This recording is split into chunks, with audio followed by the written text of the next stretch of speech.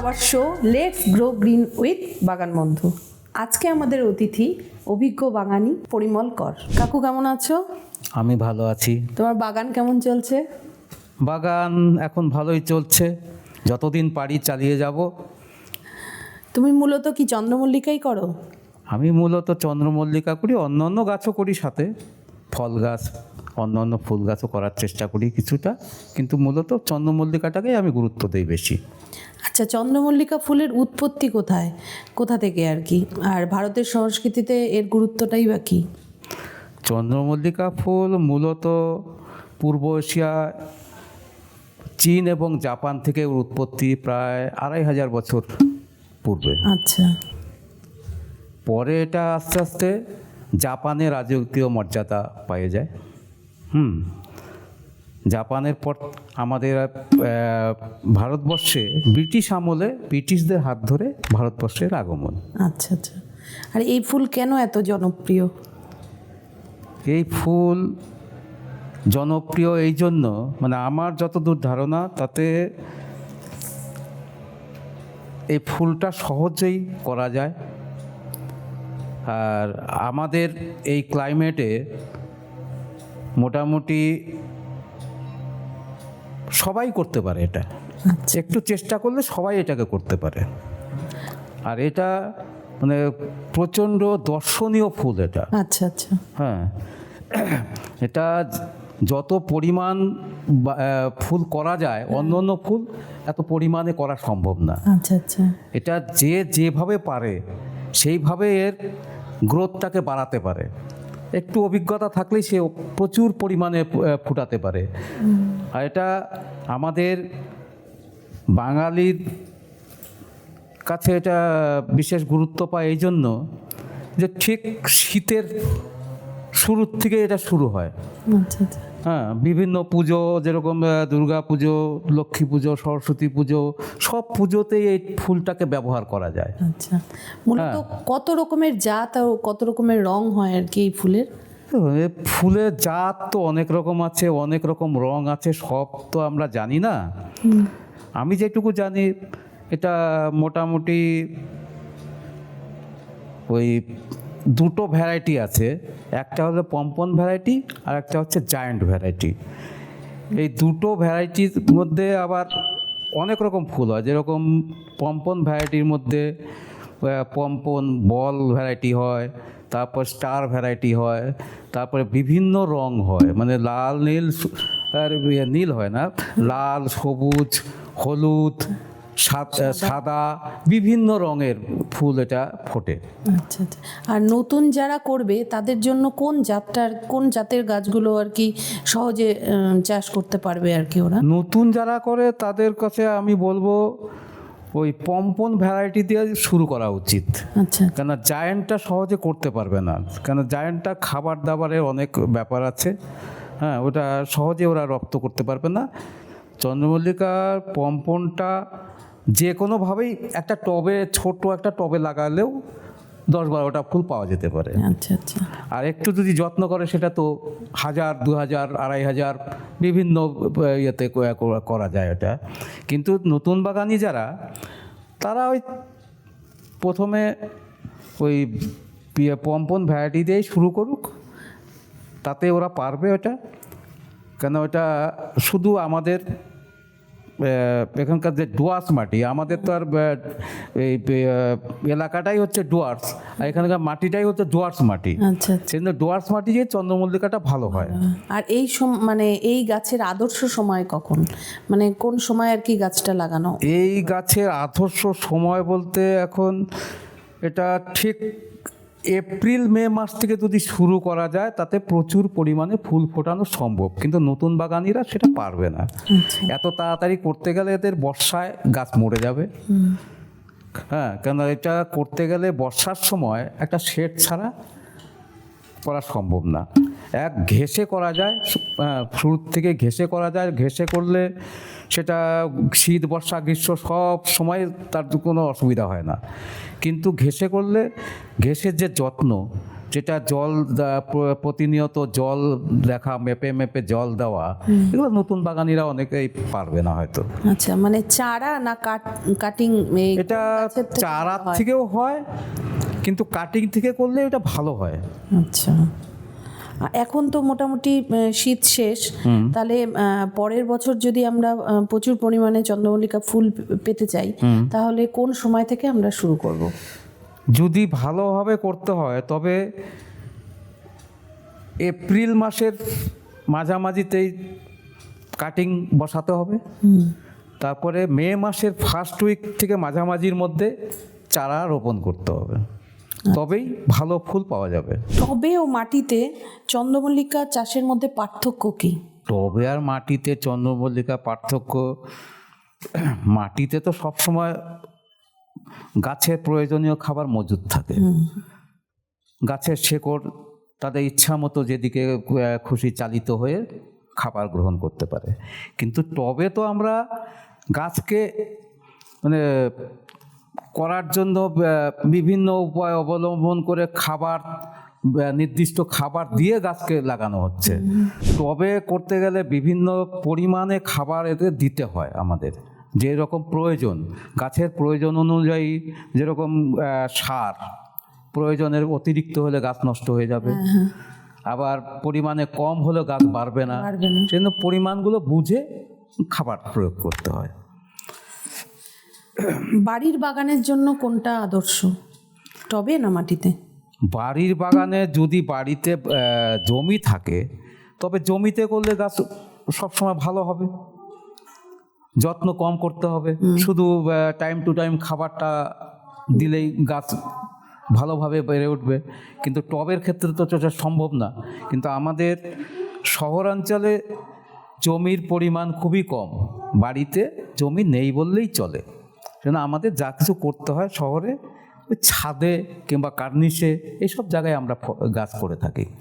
আচ্ছা কাকু, আমাদের দর্শকদের জন্য যদি তুমি একটু চন্দ্রমল্লিকা গাছের স্টেপ বাই স্টেপ পদ্ধতিগুলো যদি বলো আর কি। আচ্ছা, এখন গাছ দর্শকদের জন্য বলার জন্য এটুকু বলবো আমি, যে যারা নতুন বাগানি কিংবা পুরনো বাগানি যেই হোক না কেন, প্রথমে এখন নার্সারি থেকে যদি গাছ কেনে ওই থামপট দেবে, সে থামপটটাকে এনেই সঙ্গে সঙ্গে মাটিতে যেন না লাগায়, ওটা প্রথমে বালির মধ্যে ওই থামপট সহকারে বালিতে বসিয়ে রেখে দেবে অন্তত 7 দিন। আচ্ছা, তাতে ওই থামপটের মধ্যে ওদের রুটটা বেরিয়ে আসবে, তখনই বোঝা যাবে যে শেকড়গুলো পরিপক্ক হয়েছে।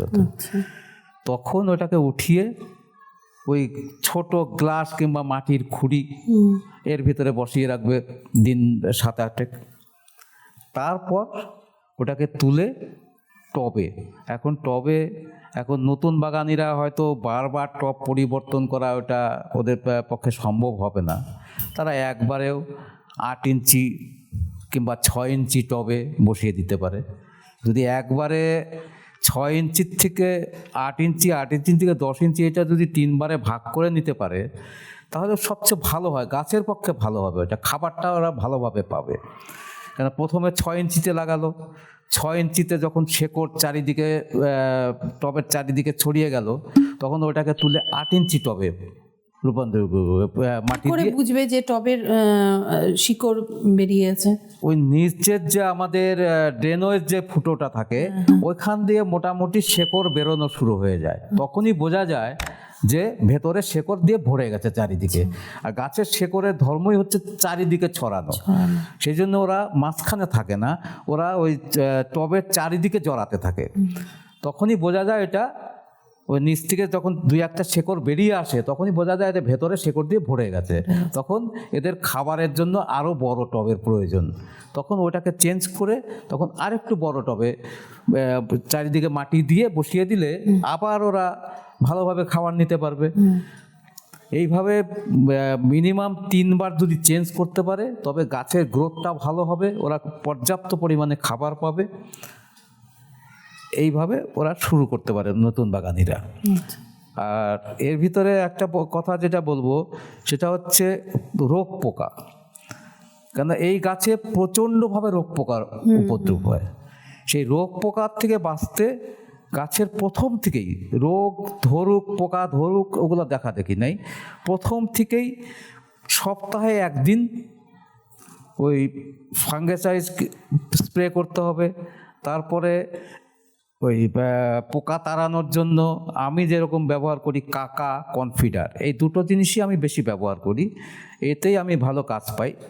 হ্যাঁ, বেশ উপকারও হয় আমাদের।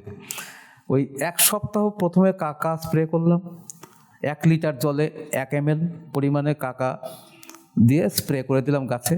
তার পরের সপ্তাহে আবার ওইটা কনফিডার দিলাম, কেন একই যদি প্রয়োগ করা হয় তাতে পোকামাকড় সহজে যেতে চায় না। ওইটা যদি অল্টার করে করা যায় তাতে পোকামাকড়কে বধ করে রাখা সম্ভব হয়। কিন্তু 1 সপ্তাহে 1বার কনফিডার 1বার কাকা, এইভাবে চেঞ্জ করে করে যদি করা যায় রোগ পোকা আক্রমণ হবে না। আর এই গাছের জন্য রোদ কতটা দরকার বা বৃষ্টির জল? এটা ফুল সানলাইট, যেখানে ফুল সানলাইট পাবে সেখানে এটা করা সম্ভব।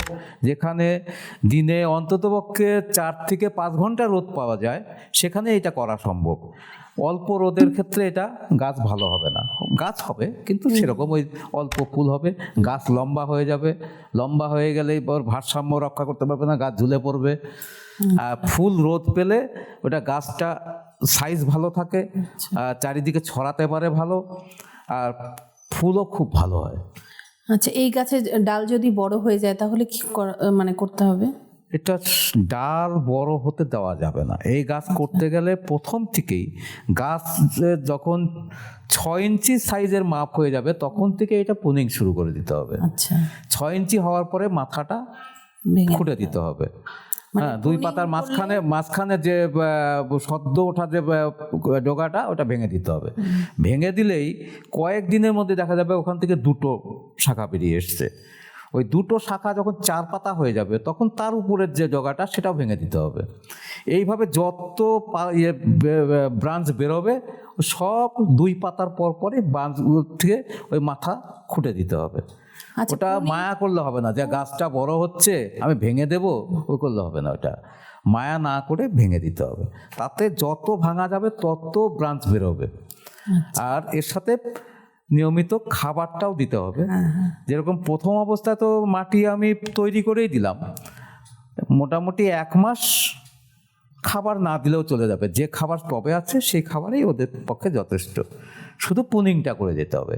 তারপর থেকে 1 মাস পর থেকে ওই খোল ভিজিয়ে রেখে তার ভিতরে যদি সম্ভব হয়, আমরা যেরকম ভাত খেয়ে ভাতের মাঠটা ফেলে দেই, আমরা না ফেলে ওই খোলের সাথে কিছুটা পরিমাণ ভাতের মারও মিশিয়ে দেব, দিয়ে ওটাকে 5 থেকে 6 দিন ওটা রেখে দেব ভিজিয়ে। তার থেকে বেশি রাখা সম্ভব না, কারণ বেশি রাখলে হয় কি ওই খোলের একটা গন্ধ হয়ে যায়। সেই গন্ধটা যাতে না হয় সেটা দিন 5-এর মধ্যেই ব্যবহার করলে ওটা গন্ধটা অত হয় না। আর ওই খোল জলটা ছেঁকে শুধু জলটা, হ্যাঁ শুধু জলটা ওই 1 লিটার খোল জলের সাথে আরও 10 লিটার জল মিশিয়ে দিতে হবে। পাতলা করে ওটা প্রত্যেক সপ্তাহে 1 দিন ওই গাছের গোড়ায় প্রয়োগ করে যেতে হবে। তাতে গাছের চেহারা ভালো হবে, ও যথেষ্ট খাবার পাবে। আর ওই পুনিং এইভাবে প্রতিনিয়ত পুনিং করতে গেলে ও গাছ আস্তে আস্তে ছড়াতে থাকবে আর প্রচুর পরিমাণে ফুল পাওয়া যাবে। আচ্ছা কাকু, চন্দ্রমল্লিকার যে মিডিয়াটা হবে ওটা মিডিয়াটা কিভাবে তৈরি করব?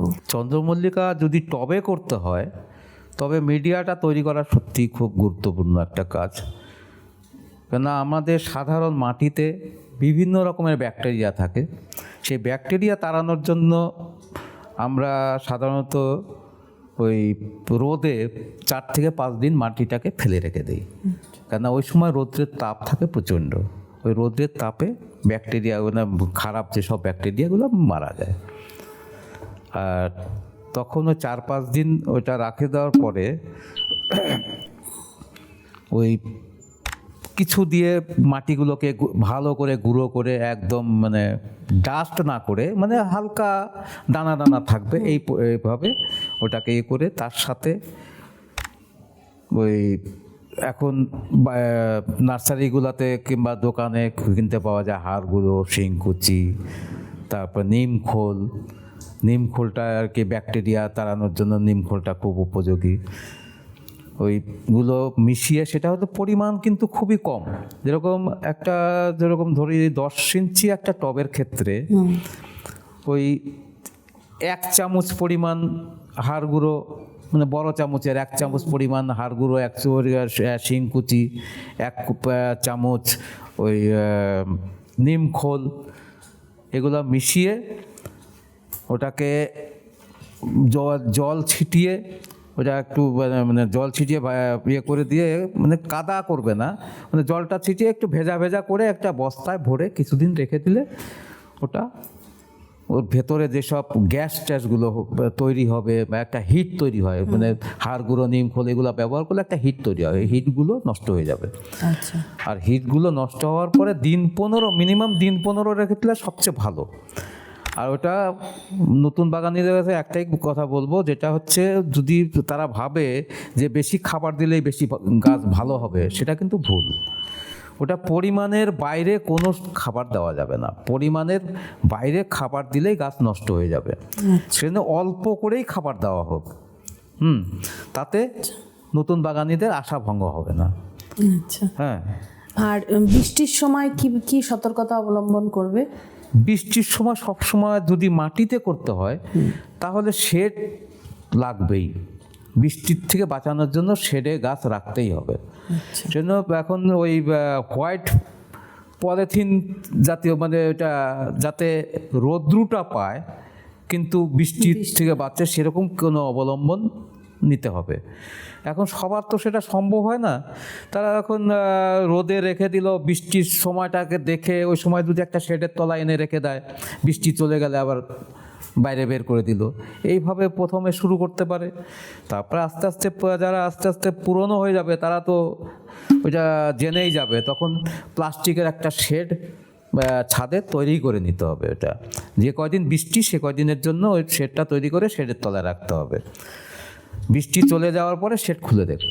আচ্ছা, আগে তো আমরা জানতাম যে আষাঢ় শ্রাবণ মাসেই বৃষ্টি হতো, এখন তো মানে সবসময় কম বেশি থেকেই থাকে। কম বেশি এখন বৃষ্টি থেকে। হ্যাঁ, তাহলে ওই হোয়াইট শেড যেটা বললে, সেটা অল্প বৃষ্টির ক্ষেত্রে কিছু হয় না, কিন্তু বেশি বৃষ্টি হলে হয় কি, এই এখন ওই সময়টা প্রথম যখন গাছ লাগানো হয় ওই সময় তো প্রচণ্ড রৌদ্র থাকে, তার ভিতরে যদি বৃষ্টি মানে প্রতিনিয়ত কয়েকদিন হয়তো বৃষ্টি হচ্ছে, তারপরে যখন গাছটা রৌদ্র পাবে তখন শেকড় পচে যাওয়ার সম্ভাবনা থাকে।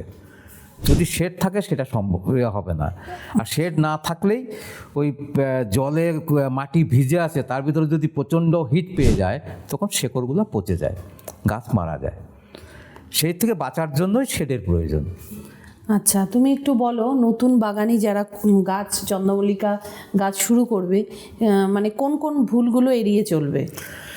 এখন প্রথম হচ্ছে বৃষ্টির পরেই, এগুলোর থেকে বাঁচার জন্য বৃষ্টির পরে যদি বৃষ্টিতে টব ভিজে থাকে, বৃষ্টি চলে যাওয়ার পরেই ওই সাপ নামে একটা ফাঙ্গাসাইড পাওয়া যায়, ওই সাপ 1 লিটার জলে 1 চামচের মতো দিয়ে ওটা গাছের গোড়ার মাটিতে দিয়ে দিলে শেকড়গুলো বেঁচে যায়, মানে ওই হিট থেকে পচে যাওয়ার সম্ভাবনার থেকে বেঁচে যায়। আর ওই যতক্ষণ জলটা শুকোচ্ছে ততক্ষণ আর দ্বিতীয়বার যেন জল না দেওয়া হয়, কেন ওই জলের মধ্যে জল পড়ে গেলে ওটা শুকোতে পারলো না, শেকড়গুলো তো ওটা মানে কমজোরি হয়ে আছে, ওই শেকড়টাকে আবার ভালোভাবে সচল হওয়ার সময় দিতে হবে একটু গাছকে। তার জন্য যতক্ষণ মাটি না শুকাচ্ছে ততক্ষণ যেন জল না দেয়। আশা করি সব কনফিউশন তোমাদের দূর হয়ে গেল। নেক্সট সিজনের জন্য তোমরা চন্দ্রমল্লিকা খুব সুন্দরভাবে করো। যদি কারো মনে কোনো প্রশ্ন থাকে তাহলে আমাদের কমেন্ট বক্সে অবশ্যই জানাবে, আর আমাদের চ্যানেলটিকে সাবস্ক্রাইব করতে কিন্তু ভুলো না। আরও নতুন নতুন তথ্য নিয়ে আমরা নেক্সট এপিসোডে হাজির হব।